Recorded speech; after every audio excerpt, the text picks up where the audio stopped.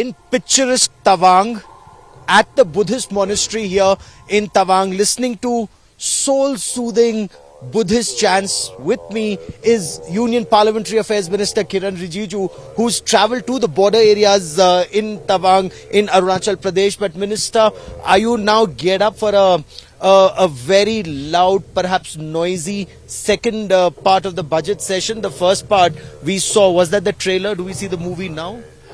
No, for the government, every parliament session is important because that is a mandate given by the constitution, and we are duty bound to follow the rules and regulations as it has been prescribed. So we are prepared for any kind of situation because that is our duty. So I'm prepared and looking forward to the second part of the parliament session. Will Rahul Gandhi be permitted to speak as leader of opposition? Because the opposition feels his voice is being cut off literally and figuratively in parliament.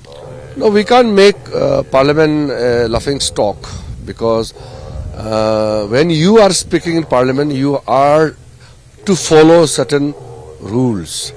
There are rules of procedure and conduct of business which is there since long time. When these rules were framed, Rahul Gandhi's grandfather, grandmother, they were there. During that time, these rules were made. Even Rahul Gandhi's father, grandfather, grandmother, they will also follow the rules. And I believe that they have never broken the rules of the parliament. It is only Rahul Gandhi who just doesn't understand rules, who doesn't follow the norms, conventions of the parliamentary proceedings, which is very unfortunate. There are people who say that Rahul Gandhi should be allowed to speak. Tell me, it's a plain question. A book which is not published, a sensitive book which is not been published yet, and which is been clearly stated by the publishers and the author. Still Rahul Gandhi wants to quote it. Where from he quoted when the book is not published?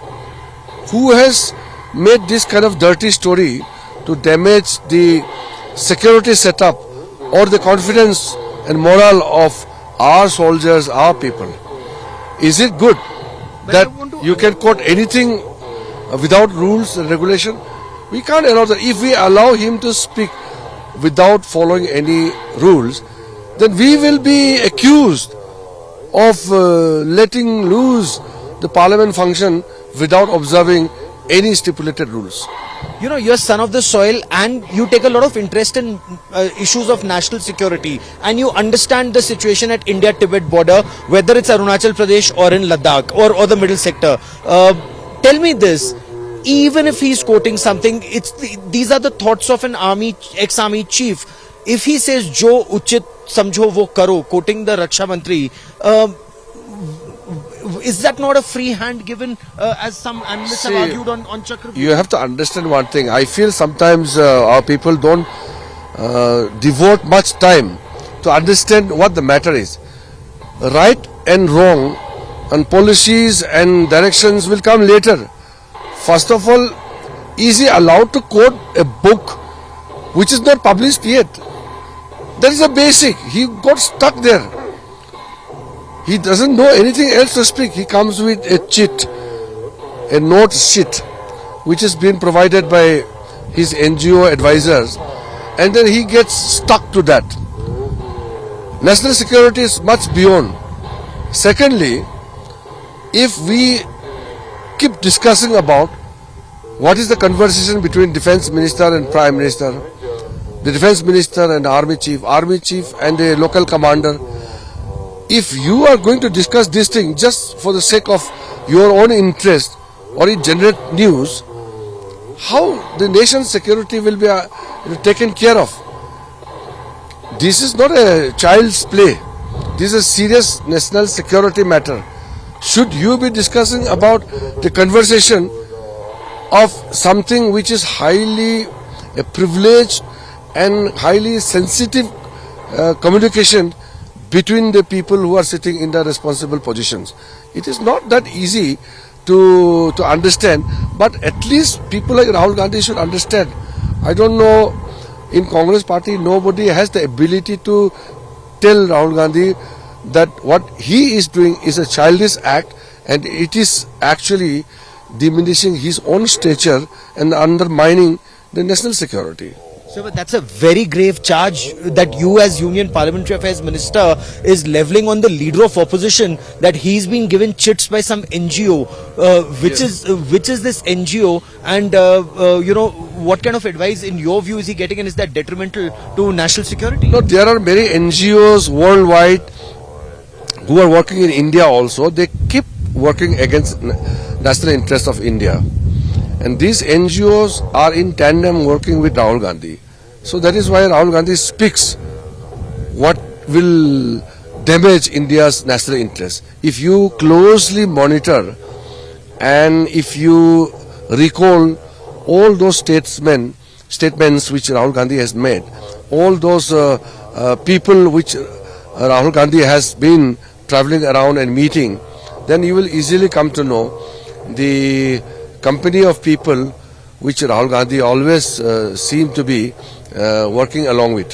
So Rahul Gandhi as leader of opposition is damaging national interest, is what you're saying? He is the most dangerous person right now to harm the national interest, because when he speaks, people think that he is a leader of opposition, so it has a connotation and it has a ramification. So when leader of opposition speaks, it has its own importance and its own impact. So that is why I said that when he speaks against India's national interest, it has deep repercussions.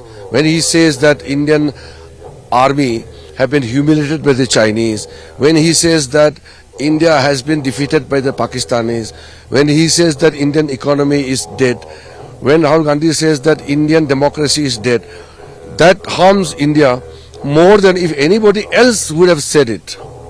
Sir, in this second session, part of the budget session, the opposition is already raising questions about the Epstein files. They're asking questions about why a current union minister, of course, who was then a top ex-diplomat, why was he or a top Indian industrialist in touch with such? See, we are not here to talk about who has done what. If my party or my leader have been implicated in a certain case, then I will react.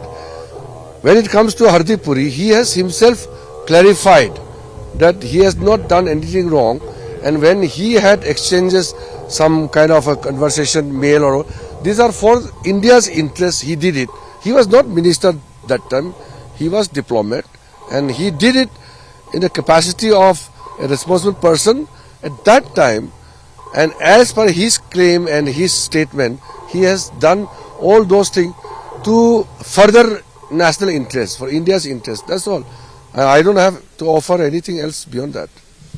I also want to ask you, before I let you go, and I know you have a big schedule here lined up in Tawang, but I also want to quickly ask you about the India-US trade deal. The Prime Minister has spoken about it, but should the Parliament not have been briefed? Because again, the leader of opposition, and then there are others who say that interests of Indian farmers have been compromised in certain aspects. They talk about soybean, they talk about additional items, and they're saying this is where our interests are. No, there are two things. The opposition parties have no right to talk about discussion or statement in the parliament, because they don't want to take part in the discussion and they don't want to let parliament function smoothly.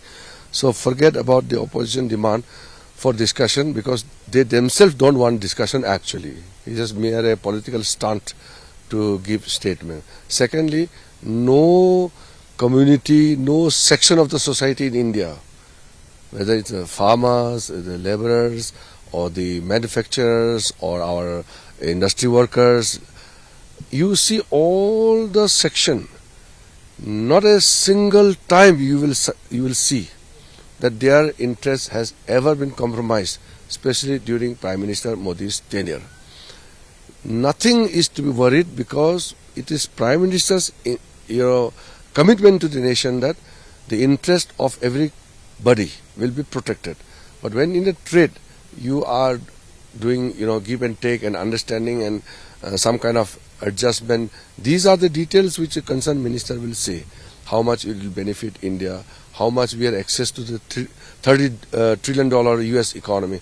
These are details because I am not authorized to detail about all these things because I am not part of the negotiation.